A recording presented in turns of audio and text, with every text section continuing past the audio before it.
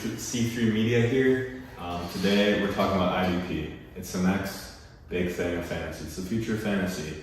I've been doing it for a pretty long time, I would say over 5 years, and when I got introduced to it, I wasn't too sure about it, but I absolutely love it. It gives you another dynamic of watching football for fantasy. It's not just offense players. You get to rely on actual players instead of a whole defense. I love it. It creates more fun in Dynasty. Like, you can trade more, there's more value to it. They're not going to be scoring as much as offensive players, but there's still a ton of value to have a good defense. And we're going to talk to you about why you need to start investing in IDP, because while Superflex is kind of the new thing that's pretty present that everyone's trying to do in fantasy, I'm telling you IDP will be next. So we'll go over the scoring of it. So if Adam, you want to talk about the scoring a little bit, we're going to just give you our analysis of why you should do IDP. It's the next thing. I'm telling you, come on, get ready. Yeah, so right off the top, we got IDP touchdowns. That's worth 6. We're not going to get outrageous with that. I know it doesn't happen too often, but we don't want to be having those situations where people are scoring 10, 12 points for a touchdown, and keeping the equal playing field with the offense. Yeah, keep the equal playing field, and although it's rare, you don't want to have too high of scoring for that, because then you're going to have a lot of variance, week in, week out. So you kind of want to keep it minimal there. Right. A random pick 6 could literally lose your fantasy game off if you have outrageous numbers. Right. So that could be if you have interceptions at 6 like we do, that's a 16-point player right there. That's just too much. So. Mm-hmm. And then next we got sack.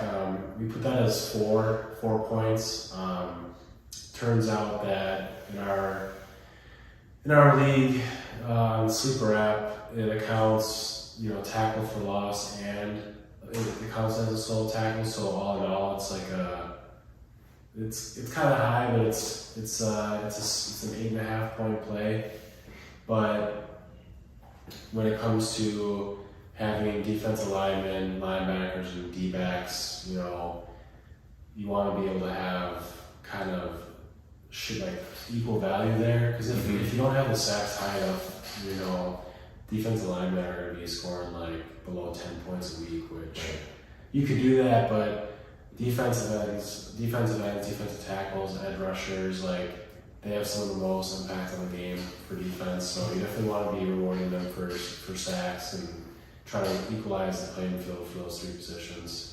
I don't know if you guys have any more thoughts on that, but yeah, the sack, like you said, it's balancing football playing field. Defense is kind of irrelevant, in standard PPR leagues, just plain and simple. Week to week, week in, week out, you might have a 20-point burst from a New England Patriots from 2020. They were just putting up crazy numbers, and it was just so unrealistic. When it would really just be 2 or 3 players having good games.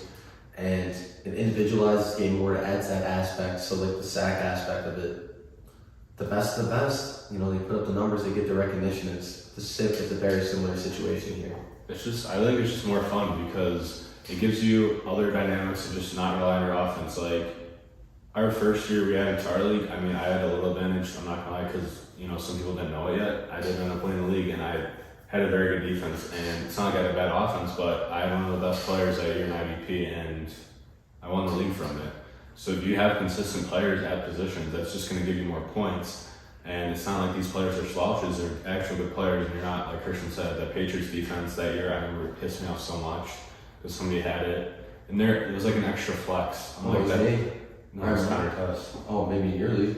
Oh, yeah, and Connor Test had it, and it was really annoying in the league I'm talking about. And shout out Connor for watching this, but it just didn't happen, and we had a different scoring format, and me and Adam really dove down and figured out what the hell it needs to be, because they're almost a little too high scoring, and it just was a little too much in favor of certain players, and we spent years trying to figure this out. I think it's perfect what we have, what we're showing you here on the screen and explain to you, and there's hours and hours, times we changed the scoring, went back and forth, we run seasons, we trialed and errored. We're in our 4th season now, going into our IDP after our expansion draft. Shout out Luke Kuechly for ruining my entire defense by retiring. I'm just kidding, I have one of the better defenses, but you gotta put some value on defense, and a lot of people never do. Offense wins games, defense wins championships. championships. Look at Andre over here. No, it's True. true. Devin White carried into a championship. So Yeah, and next on our list we got tackles for loss. We got that with 3 points. yeah, Pretty sure that one involves solo tackle score as well. Mhm. So that one would be 4.5 points considering solo tackles are 1.5. We wanted a tackle for loss to be just about half as much as a sack, because usually a sack results in more yards behind the line, and getting that hit on the quarterback definitely helps a lot. Next up, we got interceptions. We got those for 6. Same deal with the touchdowns. We don't. Although it happens less, we don't want to overdo it. So 6 for that. Forced fumble and fumble recovery, we got 2. Solo tackle 1.5. Assisted tackle 0.75. We obviously want a solo tackle to be more rewarded than an assisted tackle. You want to be sure in your leagues to make sure it's selected as solo tackle, because it'll add up. If you just do tackle, it'll incorporate assisted tackle. So sometimes assisted tackles get more points than a solo tackle. And then pass defended 1.5. And then block, punt, PAT or field goal 4 points. And then safety 4 points as well. yeah. I mean, I think just starting with the interception, basically, it gives the D-backs an opportunity to put up some points. Safeties are obviously more valuable in this league than a corner. There's not as many. Obviously, they just put up more points at the end of the day. The pass defender definitely has made the corner position more valuable. Without it, they're pretty much useless unless you got Trevon Diggs, and even then, come on, Trevon Diggs shouldn't be putting up the best. Yeah, you should be banging that interception for Right. there to get There are corners. There are definitely a few, like Marlon Humphrey last year, that there are corners that put up points because they get thrown at a lot. Now, let's say Jair and Lee Ramsey, they're probably not gonna Put get up a lot any of points. So. I mean, it's kind of like relying on James Conner to score a ton of touchdowns every game. Score 1 or 2 touchdowns a game. You'd be banking on someone getting an interception every game. So adding that pass defended is pretty crucial, just to get a couple of the positions a little bit more points in that ball game. To be able to, again, balance out the playing field and show the impact that they have on the field reflects into your fantasy. Yeah, so that's just, you really need to, invest in looking at IDP. You're not going to regret it. It's just way more fun for fantasy, because fantasy is about having fun, getting intense, making it an all year round thing in Dynasty, because we love Dynasty. You should be doing Dynasty. You're just going to learn a lot of valuable things in life. And thank you for watching.